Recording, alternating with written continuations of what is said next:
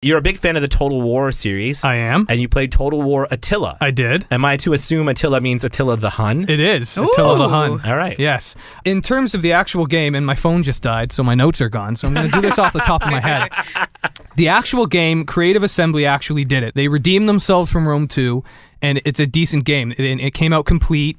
I haven't actually encountered I've played like 20 hours so far, and I haven't encountered a single bug in the Nice. game. That's good. very I impressive. know. That's kind of rare, actually. And especially with what was released 2 years ago with Rome 2.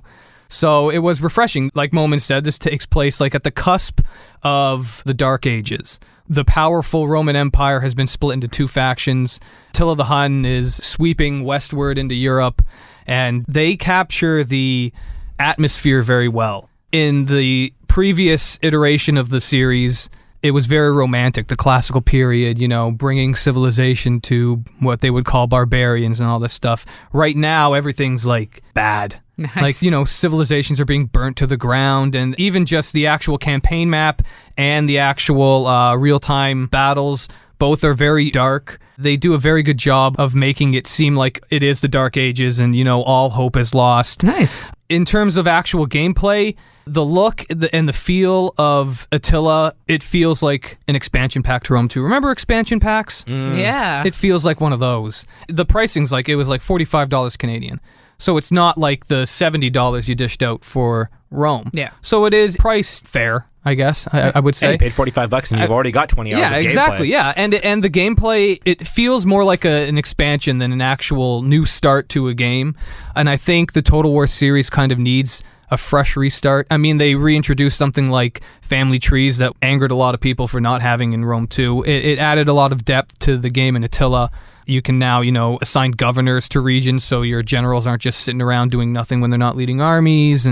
But they added a few things, but for the most part, it's still the campaign portion of the game. If you haven't played it, there's a campaign portion, and then you move armies around the campaign map, and when two armies fight or when you besiege a settlement, it zooms down into a real-time battle. That's the meat of the game, really. That's where Total War shines. Mm-hmm. The campaign still lacks depth from what the actual battles contain. You can now pillage settlements, just burn them straight to the ground, and it's interesting halfway through the game when you actually start exploring more of the map.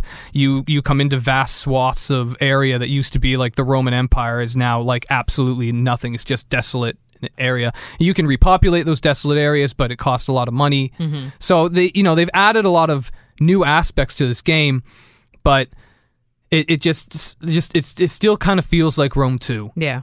And it's not as revolutionary as past games have been, good or bad. It's still not as revolutionary. It feels more like a download or an expansion rather than an actual game. That's not to say it's a bad thing, because they've brought over everything that was missing from the original from the Rome 2 series. Siege battles are good now. Like, the AI knows what it's doing. It's not getting stuck somewhere and just, like, running in circles. They actually added a new element to the game where if you have certain units that are marauders, I believe it's called. I'm not 100% sure on that. I can't remember. But they'll go through the settlement and they'll start burning your settlement down. So all the buildings will start to catch fire, and then that fire will spread. The downside is you need a pretty good PC to actually get the full effect of this. My PC's 5 years old, but it's still mid-range. Yeah, and I still get the idea of it. But when you're zoomed out from the city, you don't see it on fire until you kind of get closer to the buildings. But I mean, as you burn the settlement down, it affects the morale of the defenders in the city. So you could just sit back and burn the town with catapults. Burn it to the ground. Yeah, exactly. And then go in, and then by the time you make it in there, everyone's already freaking out. But it adds a lot of depth to it, and it makes everything seem a little darker. Appropriately, I guess, called the Dark Ages, there right? You go. But you feel like all humanity is lost, and the Huns are coming to burn everything down, which actually happened, and they captured this section of history fairly well. A section of history that doesn't really get covered in games and kind of gets glossed over because you see the Eastern and the Western Roman Empire and you immediately think Rome, and you don't think about the Middle Ages and all that stuff. And then when you mention the Middle Ages, you just think medieval Total War, right? which I'm sure is going to be the next iteration of the franchise after this. So what do you think? What kind of score are you going to give this? I'm going to give this a 7.5. Nice. It's not close to an 8 only because it still kind of feels like it's past game. It just feels more like an expansion than the actual game. But they did improve leaps and bounds over the previous game, which required 15 patches. All right, 7.5 from Patrick Luciani for Total War Attila.